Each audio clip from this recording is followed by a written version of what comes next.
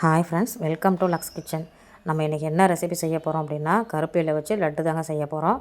அப்போல்லாம் நாங்கள் சின்ன பிள்ளையா இருக்கும்போது ஸ்கூல் விட்டு வந்தோம் அப்படின்னா, அம்மா வீட்டில் வந்து பலகாரம் செஞ்சு வச்சுருப்பாங்க. முறுக்கு, தட்டடை அதிலெல்லாம் கருப்பு எள்ளை பயன்படுத்தி செஞ்சாங்க.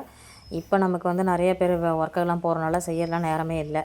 அப்படி உங்களுக்கு நேரம் இருக்கிற பட்சத்தில் இந்த மாதிரி லட்டு செஞ்சு கொடுங்க. குழந்தைங்களுக்கு ரொம்ப ரொம்ப விரும்பி சாப்பிடுவாங்க. அடுப்பில் பேன் சூடானதுக்கப்புறம் 1 கப்பு கருப்பு எள்ளு எடுத்திருக்கேன். இது கொஞ்சம் மண் வாசம் வருன்றதுக்காக நிறைய பேருக்கு பிடிக்காதுங்க. ஆனால் உடம்புக்கு அவ்வளோ ஹெல்த்து. நல்லா வெடிக்கும் பாருங்கள். அந்த ஸ்டேஜில் ஒரு தட்டில் மாற்றிக்கலாம். இன்றைக்கி நான் வந்து 1 கப்பு வேர்க்கடலை எடுத்திருக்கேன். என்கிட்ட வறுக்காத வேர்க்கடலை இருக்கிறனால நான் வந்து வேர்க்கடலையே வறுக்கிறேன். உங்கள்கிட்ட வறுத்த வேர்க்கடலை இருந்துச்சு அப்படின்னா அதையும் நீங்கள் ஆட் பண்ணிக்கோங்க.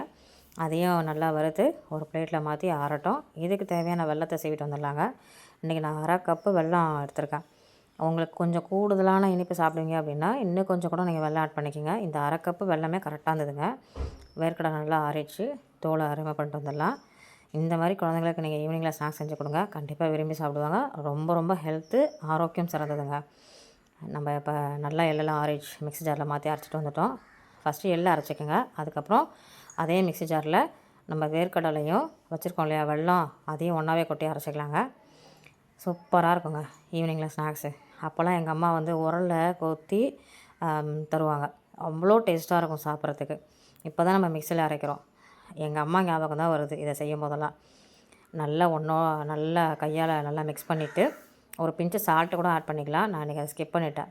3 டீஸ்பூன் நெய் எடுத்திருக்கேன். காய்ச்சாத நெய் தாங்க. அப்போ தான் உருண்டை உடையாமல் வருன்றதுக்காக நல்லா கையால் மிக்ஸ் பண்ணிவிட்டு நல்லா உருண்டை பிடிச்சிங்கன்னா ஒரு சூப்பரான ஹெல்த்தியான எள்ளு லட்டு ரெடிங்க. நீங்களும் வீட்டில் செஞ்சு பார்த்துட்டு எப்படி இருக்குன்னு சொல்லுங்கள். இந்த மாதிரி ரெசிபிலாம் நீங்கள் தொடர்ந்து பார்க்கணும் அப்படின்னா நம்ம சேனலை மறக்காமல் சப்ஸ்கிரைப் பண்ணி வச்சுக்கோங்க. நம்ம சேனலை பார்க்குறவங்க ஒரு லைக் பண்ணிவிட்டு பாருங்கள். இப்போ இந்த கருப்பு எள்ளோட நன்மைகள் நிறையா இருக்குது. எல்லாருக்குமே நல்லா தெரியுது. அதனால் இப்படி குழந்தைங்களுக்கு கொடுத்தோம் அப்படின்னா கண்டிப்பாக சாப்பிட்டுடுவாங்க.